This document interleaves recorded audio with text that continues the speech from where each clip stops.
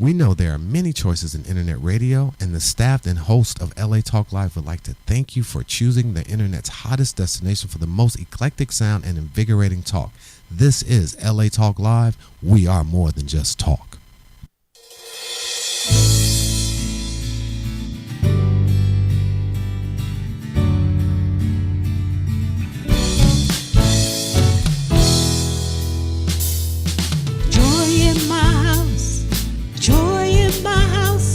Joy, I got joy. Welcome, ladies and gentlemen, to Joy in My House, inspirational reality show with a touch of recovery. A reality show where nothing is left unsaid. And no one is insignificant who shares. I'm joined here by my co-host and author of Shaped by the Master's Hands, Lolita Robinson. Hi, how are you today? Welcome to another day of Joy in My House. Oh, well, it's a good day. It's raining. I love the rain. Out here in LA, the weather is absolutely nuts. I know. Just like the people. You said it. I didn't say it. I agree. But yeah, I'm crazy too. So I hear you. You know, I'm getting ready. You have a big event tonight, and we're going to talk a little more about it. Yeah, I'm looking But I'm forward in a to hurry, packing the books and the CDs and the poster, and then it starts raining. I know. And wow. it's like people come out still, you know. Mm-hmm. Well, yesterday was a beautiful day. What'd you do? It was yesterday, actually. You know, I don't talk too much about my personal life. I mention it, but yeah, it's a struggle. Relationships are definitely difficult. We need to have a show one time about relationships. Just relationships. Someone who can come in and maybe just share on how to get through them, because I know all of you gentlemen today are in a relationship, and I'm praying that maybe the Lord, if he sees fit to bring one in my life, but it's not easy taking two and make them into one, all these love songs, you know. It's hard, isn't it? And it's such a process. It really, really is. Yeah. And that's surrender.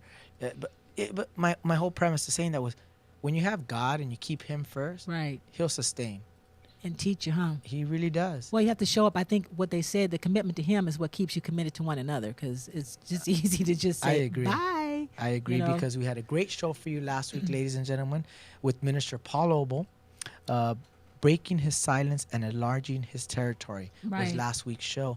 And it was empowering to hear what he had to say regarding breaking a silence, how God does speak to us, even in the challenging times. And that he's encouraging us to broaden our horizon. You know, sometimes to me, that doesn't always sound good. That's what God's been dealing with me. When I hear he's going to expand and do more, I get like, oh, it's because it's hard to deal with what I've got going on now. Mm-hmm. I agree. You know, do you feel that way too? I feel the same way when, you know, the show wants to take off to the next level, and people are coming on board, or they want you to be a part of their ministry. I get that a lot. And it's like, well, I can barely handle what I got right now. That's right. Let alone bringing in another project. But God does want to use us in all areas. He does. And if we are faithful to him, he will sustain us. Yeah. And that's what I learned through this beginning of the year, January, is just he's enough. He really sustains us if we really submit to him. Right. If we really cry out to him. You know, me and my girlfriend broke up for a minute, and it was just a tough time, but I just said, God, I have to have faith that there's a process that I'm going through that you're dealing with me in. Sometimes it could be the loss of a job, the loss of a loved one. Right. You name it. But if we sustain in him, somehow he delivers. And it's not magic. No, it's not. I want to be very clear that it's not magic and it's not luck. It's really relying on him. Right. And being willing to walk through it and trust him and persevere. It sounds so cliche, but it's the truth. It really is. I'm going to say hi to Van. Hi, Van. How are you? With your nice haircut. Thank you. All right. Tijuana man. Hey. That's right. You went to Tijuana yesterday. And when did you go? It was like 2 days ago I went. Right. It was an interesting journey. All right. Well, I've never been. I've got to go sometime. So. But it's just amazing, you know, look at all walks of life that we Right. have here where we're sharing, and hopefully we're spreading a little bit of hope and inspiration to you guys who are out there listening and viewing. This show is a platform for you guys to get a glimpse of the stories in our lives, how God works in our lives, to hopefully bring you some inspiration, as we have heard so many stories that have brought us. We really have. I keep saying that. We're talking about one God, but how he does with so many different people. He's just he's way beyond what we could ever imagine or think. I mean, nobody's alike how he's dealt with us. Even though he brings us to the gospel, there's only one gospel, and there's, the certain ways in the word, but how he's formed and shaped us and uses our talents is just amazing. I learn something every single week. Well, that is amazing because Yeah. you have an amazing event today at Bridges Church I'm looking in forward Long to Beach it. at 6:30. Yes. It is Lolita and Friends. You're going to be performing. You're a professional musician. You have your second CD out called Changes. Right. And you're going to be singing off that album. Some of it, yeah. How do you feel? Nervous. Like I don't want to do it. Yesterday I was having a fit. In fact, what I did was I looked up, I sat and I looked up, I'm not a celebrity, but I looked up celebrities who have anxiety. Wow. And every one of them was on it. Johnny Depp, Emma Stone, Jessica Alba, Adele. And I thought, in fact, Eric is on. He's going to be on with us today, our musical director and our worship leader. There's just something about being an artist. I mean, we have this thing of where we know we want to be up front, and we talk and we sing, but it's not comfortable. It's horrible. Well, but once you get up there, how about you? I always say I don't envy you. I do not No. envy you, as a manager and behind the scenes and prepare everything. Once that moment comes, I'm done doing my job. Right. You're the one that has to go up there and be in the spotlight, and it's a scary thing. I can imagine it's a scary thing. It is, but the thing that's beautiful, and the Lord's really been ministering to me since we just came off this special prayer. He really showed me 3 areas of where, and I'll talk more about it when Eric comes on. It is in us. That's the thing. That's the difference between what I feel bad for, like Johnny Depp and them, because they have to sell them. As an entertainer, I take my hat off to them. I don't care what people say. They sell themselves. They're vulnerable. We are vessels. So if we empty ourselves and let the Lord use us, it's a whole different story. I mean, we have to get up there, but I thank God that I don't have to do it. He does it through us. So, Amen. But you've been thrust in the spotlight. I have, too. and they've been pushing me more and more, Yeah. and I'm getting out of my comfort zone.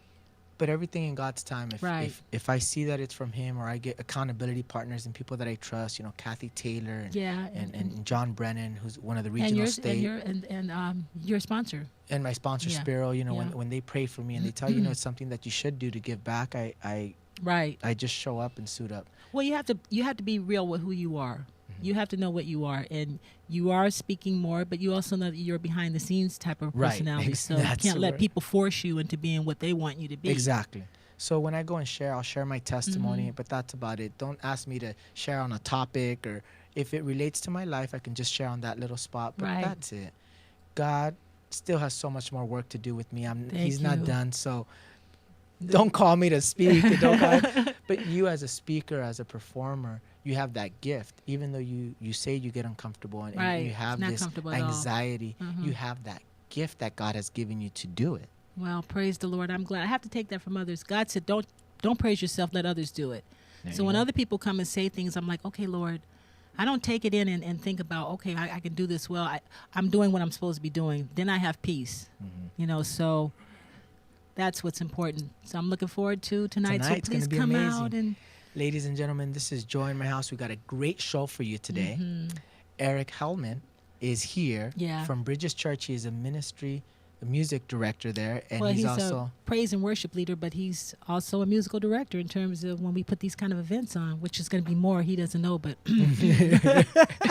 but it's going to be a great show. He's been on the show before, and he's going to share a little bit of his testimony, but also talk about this community at Bridges Church and this family, and what is praise and worship music? What does it do? What does it prepare us for? right. So it's going to be a great show for you. If you're joining us, link up with us on Facebook /Joy in My House. Become a friend, like the page, receive up-to-date lineups of information and guests. We also have an Instagram where you can follow us, and a Twitter with any questions or comments where you can tweet us directly. This is Joy in My House, ladies and gentlemen. I want you to stay tuned. We're going to come right back with Eric from Bridges Church.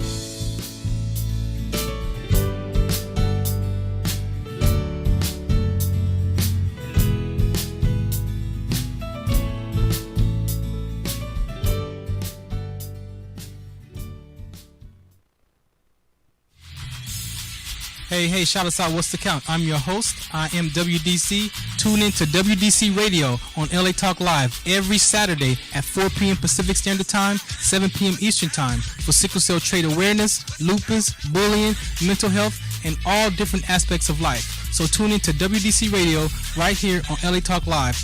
Also, you can listen to us on iTunes, Live 365, YouTube, and Ustream. And don't forget Apple TV and Roku right here on LA Talk Live, where we're more than just talk. Shout us out. What's the count?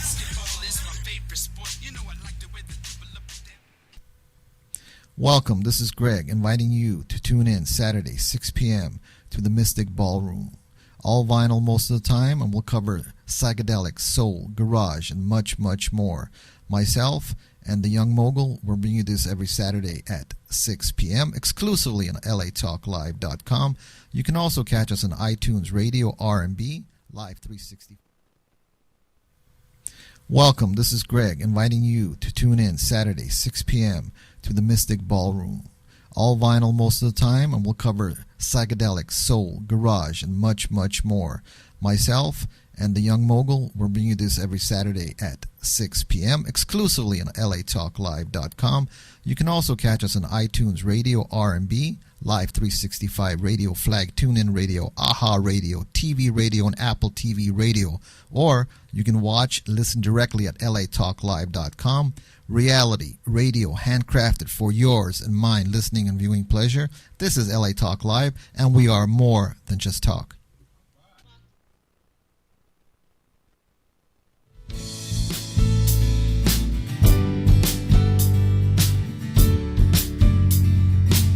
Welcome back, ladies and gentlemen, to Join My House Inspirational Reality Show. I'm joined here by my co-host and recording artist, Lolita Robinson. Glad to be here, ready to go. And our in-studio guest, Eric Heilman. Yay. He is the musical ministry leader at Bridges Church. Welcome back to the show. Thanks. Nice to be here. And a teacher, too. Let's not leave that out. I'm sure his students are like, wait a minute, don't forget us.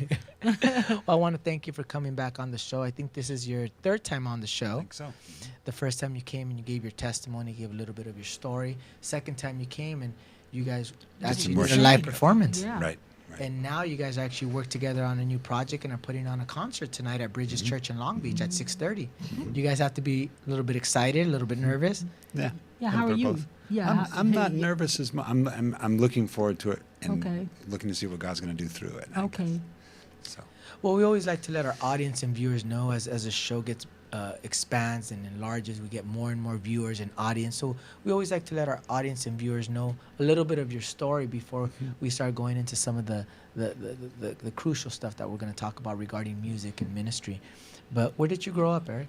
Grew up in Sacramento, California, up north, and spent some time in San Francisco after that, mostly till my early 30s was up there, Northern California. How did you and Lolita actually first start met? Well, that's the end of a long journey. Right. We both were kind of on the sidelines, I think, at Bridges Church. I was, yeah. Lolita was in the congregation, and so was I with my family. I was actually working at another church for a long time while my family attended Bridges Church, and eventually got asked to serve as a musical coordinator there. And they always told me at the very beginning, they'd like to get more people from the body involved in worship. If you can help with that, that'd be great. And they told me about this fine singer, professional singer that was in the congregation that never came up to the front. And they said, if you could get her to come up, that'd be so awesome. So I was like, okay, well, I'll keep my eyes out, And then eventually we had a chance to We connect. did. We met. Yes, we did. Well, that's interesting. But he knew Seth first. How did Seth work out? Did he come to your house like everyone else does, or? So a little bit of that. He and my son were involved in the same youth group, and so I met Seth, I think, probably at a summer retreat or at one of the youth group events. And he also helped with media. So eventually, when I started working as a coordinator, I got to know him better. That's we right. worked directly Okay. together. Yeah. But they also, when I met Seth, it was like, okay, this guy Seth, he's a piano player. His mother's a real fine musician, so he's got a musical background. Actually, I was always trying to see if I could get Seth to come up and play I know with the worship team. He got that down. He's But doing it a little bit with I think with Max and them. Someday he'll get Yeah. used. That gift will get used of his. That's right. But so I knew about the Robinson family and knew about Lolita, but never had a chance to meet her directly until later. So that's interesting because from Sacramento to Long Beach. So let's kind of backtrack. Talk about you growing up in Sacramento. How was you growing up there? I spent most of my childhood there and was raised in a family that was not a Christian family. And so it was kind of odd. And after high school, got involved in the musical kind of stuff pretty quick. I was a professional musician when I was like 18 or so, 17, working top 40 kind of stuff. Were you in high school doing that type of stuff, or with garage bands? You know how everybody had a band in the garage? A little bit of that. I had a Yeah. neighborhood rock band that I was in, and then got involved in kind of jazz stuff, R&B stuff at my high school, and connected to that style of music. And then was in top 40, kind of the disco age back then, and we did stuff from the Commodores to the Eagles and Fleetwood Mac, a lot of different kind of stuff in the band I played in. What So- birthed that interest in music?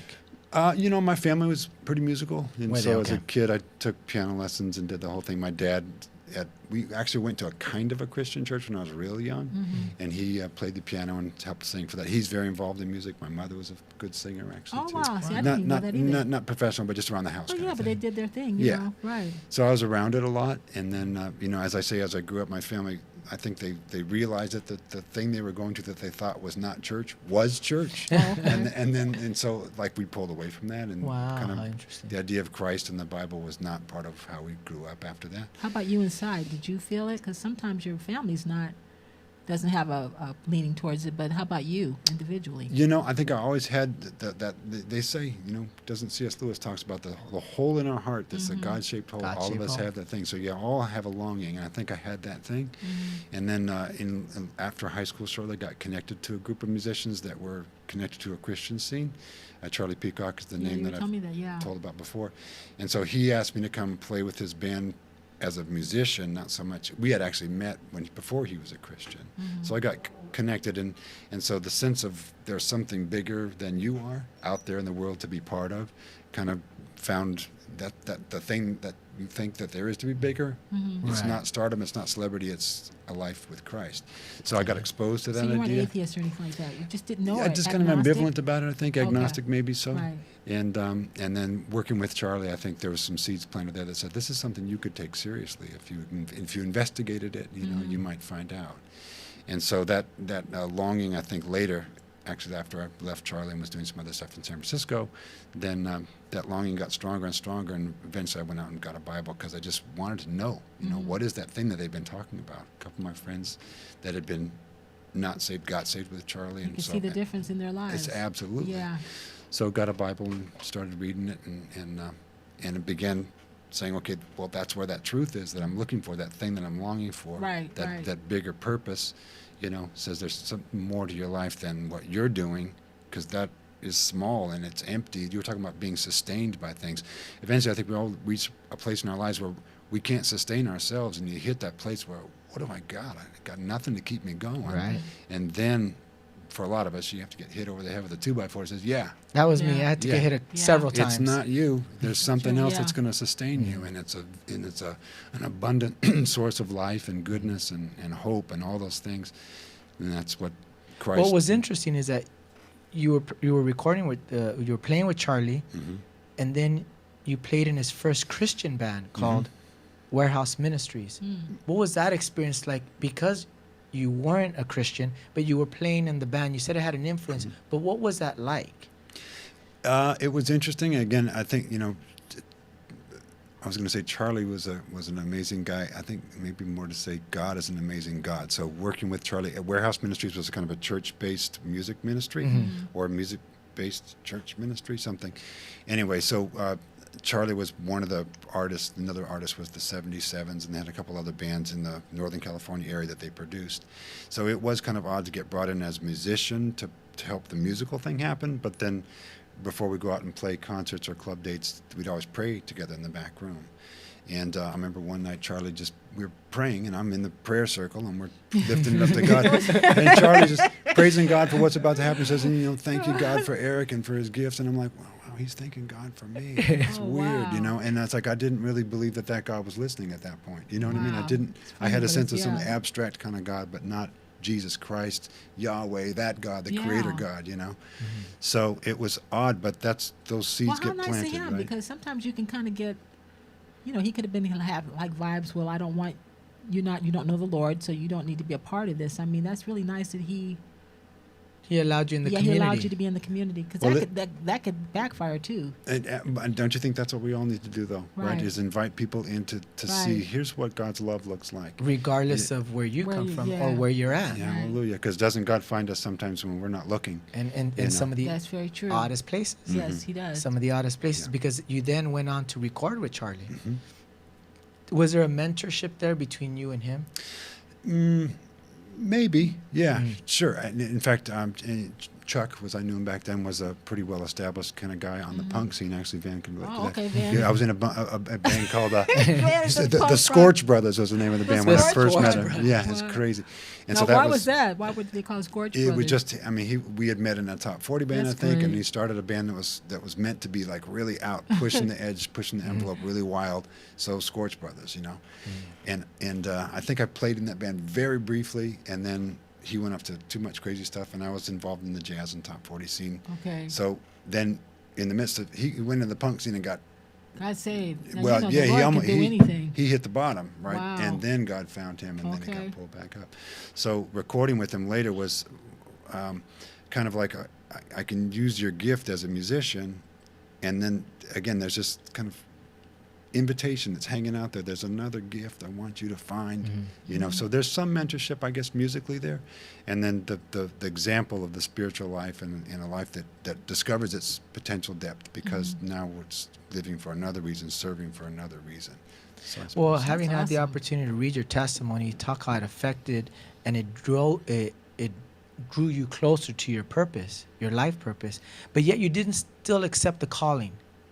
Talked about that struggle because I think God speaks to us all the time, but we're the ones that are reluctant to submit.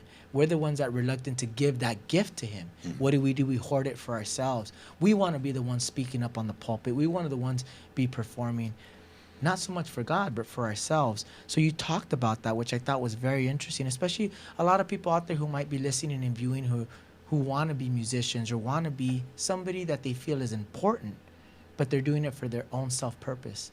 Talk to us about that. Don't we have to find out that God says you're important no matter what you're doing? That's right. And God thinks that we're all important in the smallest things that we do. And it took me a long time a lot of us takes a long time to realize that all of us is uniquely important. So to me though, it took a long time where I'm living like a lot of us live, to promote myself and to do the things that I think I should be doing, to think about my gifts and what am I going to bring to the world, rather than what am I going to bring because God wants me to bring it. So I get the impression you weren't really you were maybe in the party scene, but not a whole lot.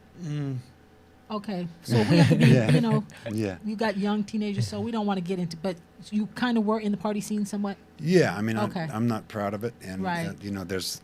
it's easy when I think I started working in top 40 bands when I was probably 17. Oh yeah, so professionally. yeah, that's the age to get 18 get years happy, old. Yeah, The guys I was working with were very happy. pretty hardcore, Yeah. thing, and so I got exposed to that, and I was influenced by it, and I had some tough moments in my life because of it, and but even more than that, again, I think some of us really have to hit the very bottom before Right. God really gets your That's attention. true. So I went through a lot of those things, and I could still sustain myself, and I could recover from it and keep Right. going, But then you get to a place where even though you recover, you see that emptiness, and you say it's not, it's Not worth whatever. it. All this stuff I'm doing, what is it doing for me?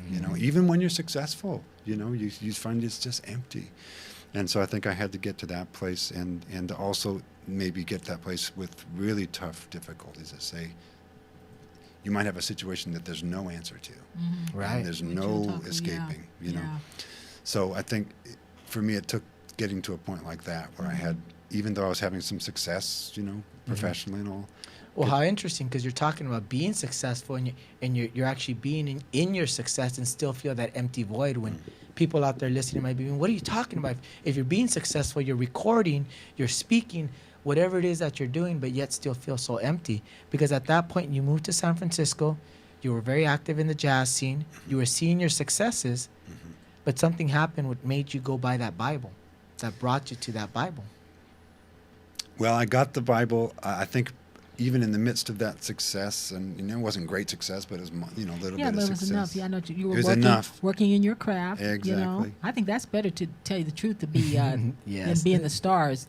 When you look at their stories, I mean, Well, even if you get Yeah. that small pat on the back, I had Yeah. I had a little club band that was working in a jazz pop kind of scene on Union Street, and it was kind of cool. Oh, and we were Union nice Street, little that scene, was the it. club was Back in the packed, day, and yeah. we were just, everything was slamming. It was all good, and so you get those pats on the back that they're really small pats on the back, but you feel like, wow, I'm doing okay, right? yeah, But it's really yeah. small, but you feel big And that's the time when God says, right? So in the midst of that, some things happen. I mean, I met my wife in the midst of that. Wow. Is she coming into the club?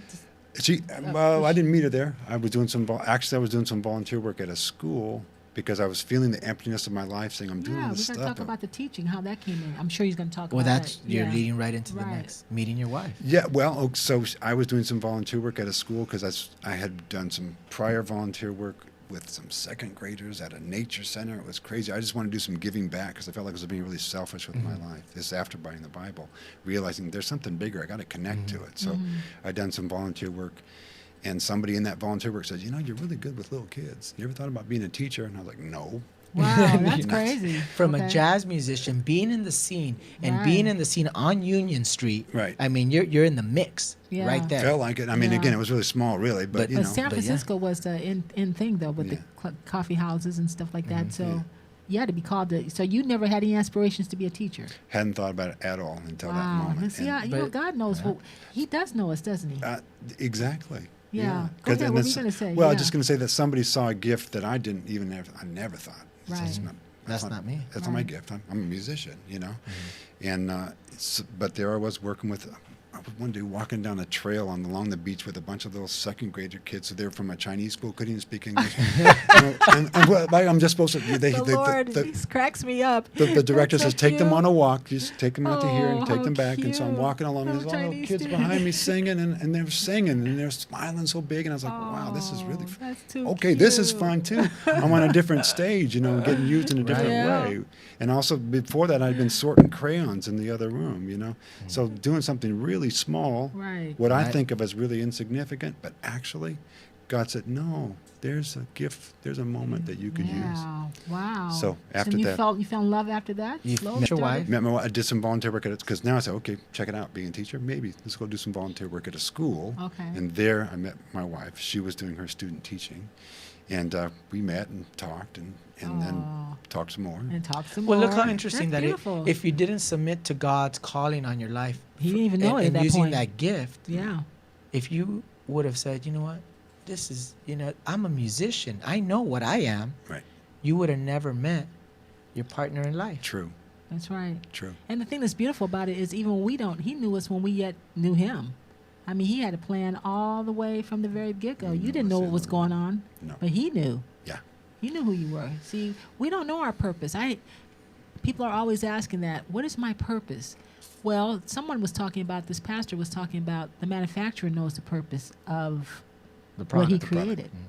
The product can't tell you what they're created for, but the manufacturer can. I got this from a pastor, so it's not mine. But the Lord made you, made me, made Joel. He knew. Mm-hmm. He knew. And we're still discovering it. And you're still discovering it. Well, what's interesting, because you went to church after that, and you withdrew from the music scene. Right. You focused more on this gift that you felt God had given you. What church did you go to? When Pam and I moved, my wife and I moved down from San Francisco, part of the story is we had our first child coming along, and there were some medical things that were like really, really scary. That's right. I didn't want to skip over that. So God, we were kind of headed back to church. Both of us thinking, okay, would a life of faith be something we could share together? And that's part of the reason why we came together, I think, is because that seemed like, we could do that and support each other in that exploration. But then this medical crisis hit, and wow, okay, so that God really grabbed both of us right then and says, now what do you have to sustain you? Now, when did you know that something was wrong with the baby? Before he was born, actually. Oh, they had told you she had to have an amnio? Mm-hmm, exactly. And so we got that news, and it turned out, God, it's amazing that the thing that we were told was catastrophically difficult, that was going to lead to death of the child, essentially. Before he was born? Early after, they said. He won't live very long. Okay. This is Max we're talking about. Yeah, I know. And, gorgeous young man, talented. And he's prospering. So we found out things afterwards that informed us that the condition that he's got wasn't necessarily it's serious. He's still got it. It's not going to go away. It's a genetic thing. Right. But he's doing well, and he's doing very well. And what if you had what gave you all the tenacity not to take him? Because I know people told you might as well just go ahead and terminate this pregnancy. I'm sure they did. Oh, yeah. My parents told me that, yeah. Wow. And lots of people around. So what gave us Yeah. So I was working at that time at a Catholic but Christian school. My wife is working in another Catholic school, Christian school, surrounded by people of faith. And those people said, especially to my wife, older woman who had been a nun and now had come out of the nunship, but she's still a faithful woman, said, that child has a destiny of his own, and God has a destiny for that child. And so let God work in that child. So, we were already thinking that, we're not going to abort this child. We're going to let God work through this circumstance we can't understand. We can't sustain ourselves through it, but God will. And so other people around us said, trust. Gave you confirmation. And they helped you to get through that. Yeah. That's a unless you're in something, you don't know it. Just to hear the story sitting here, but that had to have been just really excruciating. Every time I hear it, I'm just kind of like, because I get to interact and be a part of your family's life to see the miracles in both. You haven't talked about Abby yet, but look at that. What a miracle. That was totally blind faith. Well, but isn't that the good thing? Again, so you watch it all happen in hindsight, and you say, well, of course, God was there all the time, and working through that, even though what you think is very difficult. We talked about in church this morning, that circumstances that are really, really hard can be something that God's going to use for His amazing purposes, right? And we don't understand them still, but we pray that it brings Him glory. So you were faithful there. You were faithful there in that moment, and God saw you through that, and then pushed you out to L.A. You come to L.A. and a whole new environment from San Francisco to Los Angeles, and then God starts using your gifts, your musical gifts that you thought you're done. You're a teacher now. He then starts using those gifts to put you back into church. Tell us what that transition was like. It's so interesting because He does bring you full circle. Yeah, so Pam and I moved down, and we were kind of... How old was Max? Max is just a newborn, right after he was born, maybe 4 months after he was born. And so we were shopping around for churches because we said we got to find a church to connect to. So we were kind of isolated because we didn't have a lot of friends, obviously, just moving to a new city.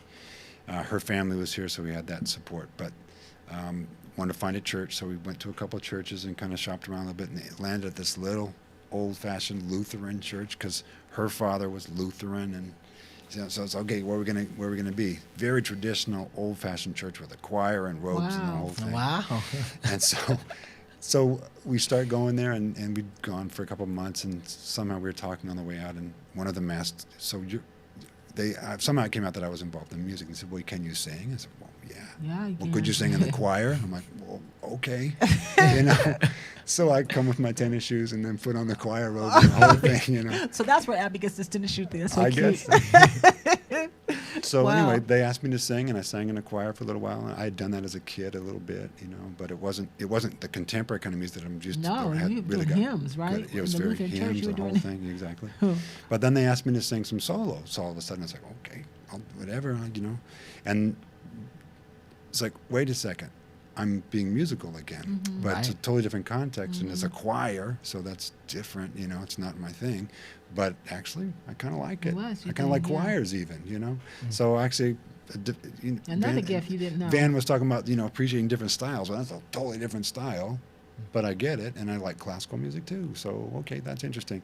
And then shortly thereafter, another church actually asked me to come and be a paid soloist with their choir. And in that context, I said, okay, but can I bring in some contemporary stuff? Can I sing a solo and I think I did some Michael W. Smith or something, coming out of the kind of old school contemporary Christian music. And so then I realized, wow, I used to work with Charlie Peacock, and he was a Christian artist. And so, that the full circle thing, all of a sudden, wait a second. So that gift that he was saying, thank the Lord for that gift, now you're in a church, you can use that gift. Here's your place to function. Amen. So, yeah. Well, after that, you had Abby, and again, the challenges don't stop. Now you're a Christian, you're serving on the band and the worship team, and challenges don't stop because then still, you have. Right? And you were teaching. Were you a math teacher by then? Just after Abby was born, I decided to get out of I was working as an accountant of all things. Wow. And that was like not satisfying at all because the teaching thing didn't seem to look like it was going to pay enough. Right. And to actually being alert to God's plan, I kind of went, that's not safe, God. I got to do something else. I went my own way, right? I said, this is the safer way. Right. Being an accountant. And it was horrible, right? In terms of, like, man, talk about not using your gifts. That's Wow. right. When you manipulate and want to control. Exactly. Isn't that something? Isn't that something? But you had Abby, Mm-hmm. but she also had some medical conditions. Exactly. Were you pre-warned too with Abby Yep. too? Yep. Okay. And again, it was, wow, are you serious? Mm-hmm. The same thing again. And that was devastating. Really, really hard. Mm-hmm. They're what, 2 years apart? Yeah, 3. 3. I wish people could see these two together. They hug each other. I mean, they're so close. And well, I don't tell the end of the story, but I'm glad you guys hung in there. So the same thing, you were told the same thing. You should terminate this one. By that time, though, we knew, because the bad news that they gave us that first day, we knew, I know more about this condition than you do, actually, Right. the person that they You've were talking been through to. it. Yeah, Exactly. Right. And some of the knowledge that the specialist people that we were working with Max. And tell we- the people, I mean, they know it's just Cystic fibrosis is Right. what they have. It's mostly a lung condition. Mm-hmm. It affects the rest of the body, too. And it's complicated. But the bottom line is, when we learned the news about Abby, we knew that there are ways to respond to the condition that reduce the severity of the way it plays out in the person. And new developments for treatments were coming on all the time. And so it was scary, and really, because it was hard with Max for the first, watching all the extra things they have to go through day to day, and then knowing that Abby's going to have to do the same thing. So, yeah, scary, and yet, again, okay, so God's got a plan, and it's not my plan, and it sure looks a lot different than Right. when Pam and I first got married. Here's what we thought it was going to look like. Right. It didn't look like that at all. But okay, I trust you, Lord. And just Isn't let that it go. beautiful? And God Yeah. kept working, because at that point you decided to put your son in a Christian school, Right? and you met this family, the Timlins. True. Oh, so that's how okay, that so interesting how you can hear the story, but it's so many different facets of it. I didn't realize that's how you met Liz and JT. Yeah, Liz and Jeff, JT, that's the Right. pastor and his wife at Bridges Church. Right. We just met them in the hallway. Max was going into kindergarten, and so we put him we didn't want him in the general kind of public school setting, so we thought, well, we want the Christian thing for him, something that Pam and I didn't have. Right. And so, just met them there, and Now, was immediately. Chad was a little older than Yep, my sons made best friends right away Yeah, with 'cause their Chad was a eldest. little, yeah, their same oldest age, son. right. Yep. And so that's how we made a connection, because Pam and Liz, Jeff's wife, Chad's mother, That's amazing. they said, is your son Max? Because my son Chad keeps coming home telling about this boy Max. And so they made this connection. Gosh, how many And years? then I met Jeff later. We're talking, that's what, 15 years ago, long time. Yeah, my goodness. So- Absolutely. Not But again- knowing that you would later on become a part of their church. Exactly. So isn't that funny? I mean, and then God later weaves these on- stories together, right? So how does Yeah. that all happen? Right. That gets all put into place. But God knew that a long time Yes, ago. he did. Right? Yes, So he you're did. working as a musician at a church. Mm-hmm. Your family's attending Bridges Church, Mm-hmm. and soon enough you start attending Bridges Church, Mm-hmm.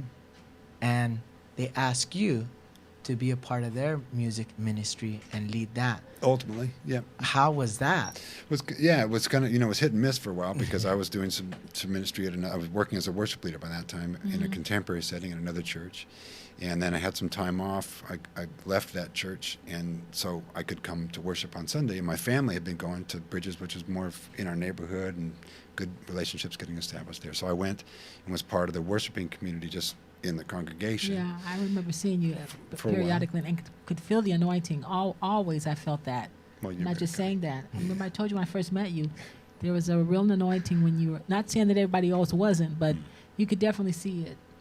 Well, I was blessed to be able to watch what was happening in their ministry and think, if I was helping, I'd probably suggest here's a way to help. So I actually would every now and then talk to the people that were leading or serving. And my son Max actually started playing drums, and I could go up and say, "Hey man, here's the backbeat." I was sitting in the audience once in the congregation watching them play, and Max is playing along, and he's like 12, Oh, just a beginning drummer, Oh. and he gets backwards when he's playing, and I said, "No, Max." oh, And he's like, "Okay, Dad." So it What's was so a interesting, blessing. because they Wow. ask you to be the music leader there, the music director there, and as you're leading now, they didn't just ask you for you to go in there and just give your gift as a musician. They asked Right. more of you, which I thought was interesting because we're going to talk about Bridges and the community that it is. But what did they ask of you? Yeah, they wanted more. In fact, the title was not worship leader, and even not worship director. It's actually officially it's worship coordinator. Worship coordinator. Yeah. So what they had in mind was we want somebody that can come in, and if necessary, lead the body on your own if there's nobody else available, basically. Wow. But then your more important job is to take existing gifts in the body and help them grow, and so develop worship leaders. To develop the worship leading potential in other people, develop musical gifts in other people, help them become musical worship musicians, and help their musicianship grow so that we can offer a wonderful banquet kind of gift to the Lord. And what you said this one time, we're not just coming to a picnic, it's a Right. banquet. It's a Let's bring banquet. our best. So how can we prepare a beautiful banquet?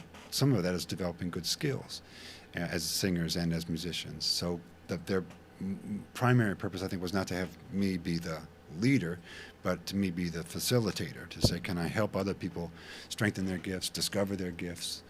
Well, that's interesting because that's how Bridges operates. exactly, Pastor Jeff Timlin always talks about making disciples.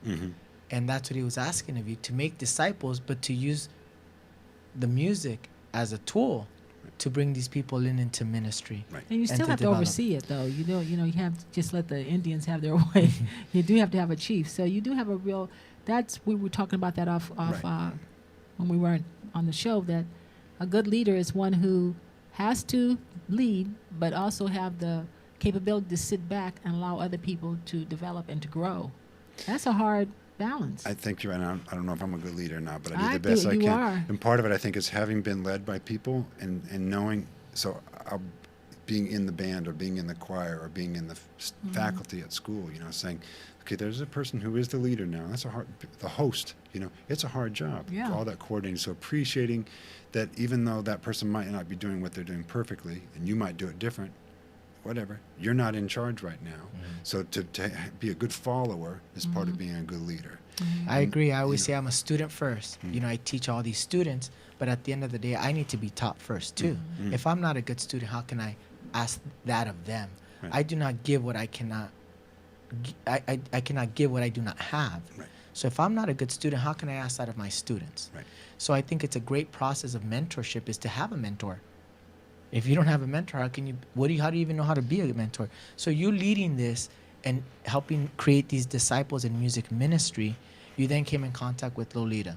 You finally got her to get up on that stage. Well, I'll tell you how that happened. Well, go ahead. He just announced it from the stage that they needed more people to be a part of the praise and worship. And I was sitting there, and the Lord said, I want you to do this. I remember that. So I said to him, okay, Lord, if this is you, because, being that I do come from a professional background, I want to be sensitive of that because I don't want to get up there and be in my flesh and this is not entertainment. So I said, Lord, if this is you, then you'll have to make this happen. And Jeff at the time was having some kind of we were talking about stewardship. It was at Sunday evenings. I don't know what we were discussing at that time, but you and I literally walked across each other's path. I don't know where you were going. I don't know where I was going, but we literally walked. And I said, okay, Lord. And then I said to you that I am a professional singer. And if you need me to, because I felt like I was too old. Because, when you think of praise and worship, you think of the youth. So my heart was, if you need me to fill in, then I'm more than willing to. But see, I always fly under the radar, and the Lord has used you to cause me to come up more into leadership. I really pull away from that. Isn't it funny? So God does use gifts, and God knows the gifts that He gives you. Right. And it's good that we all can be humble and say, well, I want to help and I want to support. Right. And so I was really grateful that you came with that heart and with that frame of mind to say, I just want to serve, and if I can serve, I will. But that's not about me. You said that at the very beginning. I remember that very clearly. Right. I wanted to just kind of fill in if you need it, Right. And I'm thinking, okay, cool. And that'll be fine. And if that's what it is, good. And if that's Right. what God's want, then let God do that. But then you get there and it's like, okay, wow, when she leads, oh my gosh, people really responded to that. And so, okay, so God's working through that gift really clearly. So, okay, let's Right. let God use that. God seems to be using that, so let's use that. So, I mean, you continue to be a person who's both supportive of other people and willing to step back and support them, and also a person who's able, abundantly able, to step up when we need somebody who's going to really bring it. Isn't that the body? Thank you for saying that, but isn't that what the body is? See, that's where he keeps us in check and balance. Because we're not, that's the thing that's so hard about these gifts. We are not entertainers. With entertainers, I love entertainers, but they're different than what we do. So being in the body of Christ, you know, how do you see that in terms of, like you said, we all use our gifts, but then we pull back and then we're called up front? I mean, how do you see that as the body of Christ? You know, we were talking, you even mentioned earlier about how as a performer, sometimes you feel like you don't really want to go perform. And I think I know for me, I think I'm probably really more of an introvert, and I'd like to sit and read a book or play the piano on my own and discover and learn and make music. And being in front of people sometimes is intimidating, and I worry, you know, are people going to approve of what I do? You know what I'm saying? And so it's an odd thing to develop your craft and say, but I'm able to do this. I'm able to create music. I'm able to sing. I'm able to deliver and remember a lyric, although I don't do that so well sometimes. But, right? And so then to say, okay, so God, if you can use that, okay. Then if you create a position in which, or an opportunity in which I can use that gift for your glory, then I'll do it. And then you get used to saying, okay, I am going to have to do a little bit of performing now because I have to flip a switch and say, you know, I don't really want to perform, but I can, and I will deliver, and I will offer this thing to you, and try to say to everyone else, we're doing something together, and I'm helping because I can do this on the piano, or I can play the guitar or bass or whatever, and create an environment in which we can all then lift up our voices to the Lord. Yes, you know, it's like an orchestra, like you were saying, like an orchestra, like a conductor. We all come together, and that's why there's no room for jealousy, especially in the body of Christ. No. There just really isn't, because what I do, you don't do. What you do, I can't do. No. Abby can sing. I mean, the girls today were just like phenomenal.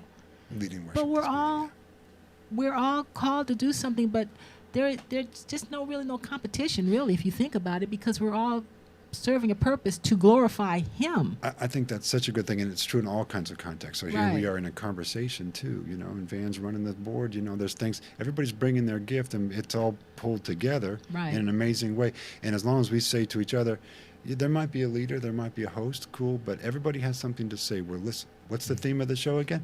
All voices are...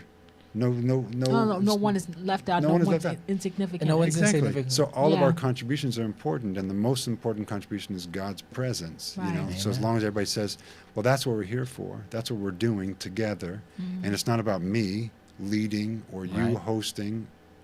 That's not the point. The point is do we recognize the beauty and glory of God, and can we let His love and presence infuse us and affect our lives? That's what we want, all of us. Amen. Wow. Well, we're going to go to a quick commercial break. It's a great way to end, to go into the next segment. When we come back, we're going to talk about Lolita, LRC Ministries, and how now we're going to, Bridges Church, we're going to put this amazing concert together that you all can attend at Bridges Church at 6:30. The information's on the website, but we're going to take a quick commercial break. And when we come back, we're going to have Eric and Lolita talk about this amazing event this Sunday at 6:30. This is Joy in My House, ladies and gentlemen. I want you to stay tuned. We're going to come right back.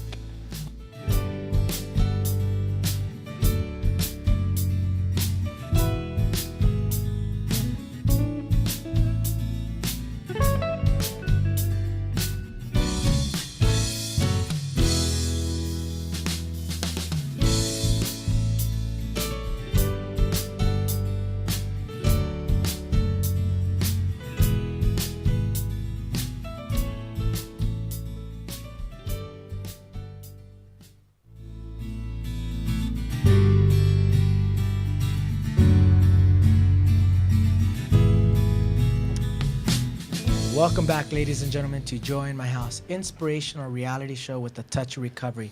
A reality show where nothing is left unsaid. And no one is insignificant who shares. I'm joined here by my co-host and recording artist, Lolita Robinson. I want to say that because you have a concert tonight. Okay. And our in-studio guest, Eric Hellman. Yes. From Bridges Church. Welcome back to the show. Excellent job of, Well, you guys are put something on amazing for tonight at Bridges at 6:30, where you guys are going to do a music ministry. Tell us what we can expect from tonight's event. Eric? Well, we can expect it's an amazing opportunity to hear several stories, mostly one story, that'll be a story that can touch and resonate in all of our lives. So Lolita's testimony is one, and Lolita's story and her own ministry is one that affected a lot of people, continues to affect a lot of people at Bridges. And my wife Pam and some people in Ann Baines, Ann Bain, one of the singers tonight, and then lots of other women. I was talking to Kara Stewart, our welcoming guest this morning, who was saying that, you know, Lolita's presence and her comforting spirit and her encouragement and her sharing of difficulty and helping other people through difficulty has just been such an important part of the lives of many people. And Anne mostly, I think, and then also my wife Your Pam wife, said, they you read know, my book, yeah. wouldn't it be nice to share more of what she does outside of Bridges in terms of her own ministry to people? That's kind of an official ministry. I mean, your ministry inside the body's been such an important thing. So that was, I think, the genesis of it was to say, okay, what could we do to share that and maybe even give Lolita a chance to share more of her gift musically and more of her gift in terms of ministry by promoting her book or at least letting people know that it's there. And so that's how it got started. And then I just kind of felt like it should be corporate to bring in each person is going to, as we have a very limited time, but you and Ann are going to sing and you're going to share a little bit. And I've asked Abby to speak, to share. All of us, nobody has a monopoly on pain. And it's not black, white, rich or poor. It's life. So from your standpoint, so I'm going to sing a little bit, then you guys are going to sing and share your story, and then you had the vision of opening it corporately to the body. Yeah, I thought that, you know, as you share your testimony and we see in your story the ways that our stories are the same in some ways. As you say, everybody's got pain. If you say you don't got pain, then you're not telling the truth. Exactly. Right? We all have difficulty, and it looks different from everybody. And maybe it looks less severe for other people, but it's not so. It's hard. It's not, Life is hard, and so, but God can bless all those difficulties, and God works through all those difficulties. So hearing the sharing of one, and then Ann's going to talk a bit, as you say, and Abby too, about their lives where the difficulty was part of how they maybe even grew in faith and how they see God at work in their lives. And then I thought, at the end of it, then to have us all as a body say, let's celebrate together by singing corporately, and just praising that God who works through all the difficulties of our lives. Amen. And brings us his hope. And that's why we call it Lolita and Friends. But it's all amazing of us, that this church is so community oriented. You know, there's so many mega churches out there that are so big and so powerful, if you can use that word. But at the end of the day, it's relational. Oh, it's gosh, intimate. Yes. It's this one-on-one that infects, and I don't infects is the negative word, but it contributes to the next relationship, and now look what it's become. It's become a corporate thing, like you said. Right. It is amazing when we allow God to work in our lives to bring us into a community. Well, when you're that's talking what about Bridges that, Church. that is true. With my home group, I'm with the Gloncheks, and there's Dave and Jeannie and Janice and Angie and all of that little group of people. When I had my accident, Patty had people bring me food. That's what Eric was talking about, and people came rallied around me in my brokenness, which they were able to see it. And Bridges has really taught me a lot about community, because I'm one, I really like to be alone. God is the same way. And I think Eric's saying it too. I think I'm not by myself in this, but God is showing me the important. We can't do it without one another. No. We need one another. So the community, Bridges is really good with that. And I agree with that, and you've mentioned that so many times on the show. And you were part of it too, but you had to work and stuff. So, but you know, yeah, I'm yearning for that community right now. Right. Especially sometimes being alone and having to go through struggles by myself, it becomes a yearning more than just a necessity. Right. But if we allow God to work, He reminds us that we're here to support one another. We're here to value one another. We're here to empower one another, and it is through these relationships, these Christian relationships, that we're able to do that. But Bridges is such a beacon of community. Really are. I think You it's have true. one too, don't you? A small group. Your small yeah, group, I was going yeah. to say I've been so blessed by that. It's just right after church kind of small group. Yeah. And I don't know whose idea was it to put it together, but we after service then sit and just fellowship together and talk about the teaching for the day and look forward to next week. But man, it's been such a blessing to have a place to go. Pam sometimes comes, sometimes doesn't, and it's she has her own, I think. she has the women have women's their- Bible study, which yeah, is they really do. healthy. Yeah. Exactly, about the same time, so there's a Right. conflict there. But yeah, to sit with, I remember we were sitting with, do you know Briggs? He sits in the back. Yeah, older I do. guy. Yeah, I know who he is. Yeah, Briggs, wonderful guy, kind of quiet, and if Yeah, you didn't to know him, himself. He he's looks kind of kinda gruff. gruffy. Yeah. Looks like he But- drives a Harley, probably Yeah. did at one time, and Right. former military guy. And man, to sit with him, and he's got this really deep, commanding voice, and he's just tough, And to sit with him and the other people in the group too. But I remember sitting with him one day, and he said, "What's it all about?" He says, "You know what it's all about?" In this big voice, it's about caring for one another. Wow. And I was like, "Oh Wow. my gosh!" And to be Wow. in fellowship and tight with him, Right. is so, and the other people. There's some other older people in the Right. group. Audrey's in the group. Right. Older, Oh, I kind love of- Audrey. Yeah. And she's just got a big heart for the Lord, Mm-hmm. and to sort of sit with them every week and have a place where we can kind of talk through some difficult things Mm-hmm. and share the fact that there is, if not pain, certainly pain, but difficulty and Yeah, life challenges is like, and how- struggles. Yeah, Yes, exactly. there is. Man, to talk it through and just Yeah. Well, like share I it. said, I am very proud to be part of Bridges. I can't And you're wait gonna to be the really MC get. tonight. I'll be emceeing Yeah, tonight. the host is going to host it the mostest. He can, come up there with a suit and look all But nice. it's really nice because I have Yeah. relationships too, and you talk about that community. I have community with Lolita. She's the one that led me to Christ to begin with. To have you on the show 3 times and to know your story and to have that rapport with you, it's an honor. It really is Well, you're an to honor be a for us. part of something so amazing and to bring glory to God. So if you're out there listening and viewing, go to bridgeschurch.org. The information's on the website. It is in Long Beach. Any other questions, you can tweet us directly here on twitter.com/joinmyhouse, Love to see you, meet you. Facebook /joinmyhouse, Instagram. I don't think you can message on Instagram, so you can follow us there. But the show is coming to a close. So we got to ask this of our Yeah, guests. Yeah. The show is called Join My House. Lolita has a single called Join My House. In my house, that's amazing. The premise is the joy that we have in the midst of our challenges, in the midst of our struggles, like we talk about. So I got to ask you, Eric, what does joy in my house mean to you in today's day and age, and to what you're doing now, and how you're serving now, and how your family's amazing? What would you say joy in my house Until is? they're performing with us tonight, these Yeah. 2 miracles. Yes, Yeah. indeed.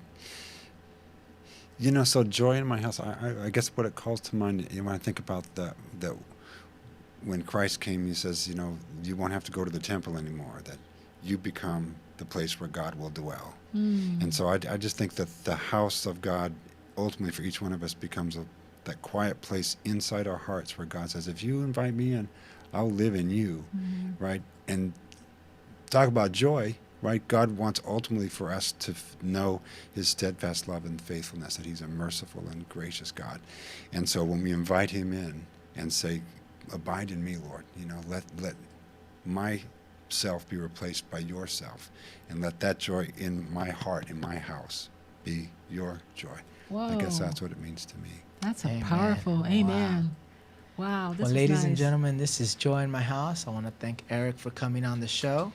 And Van Lolita, Eric. our co-host, Van Eric, our producer.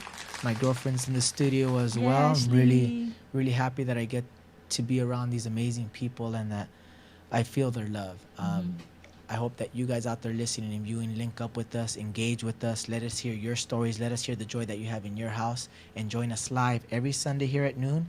Next week, we have Julian Keys. He is the CEO of In No Entertainment. You're not going to want to miss. This is Joy in My House. I want you to catch us live every Sunday here on LA Talk Live. You guys have a blessed day.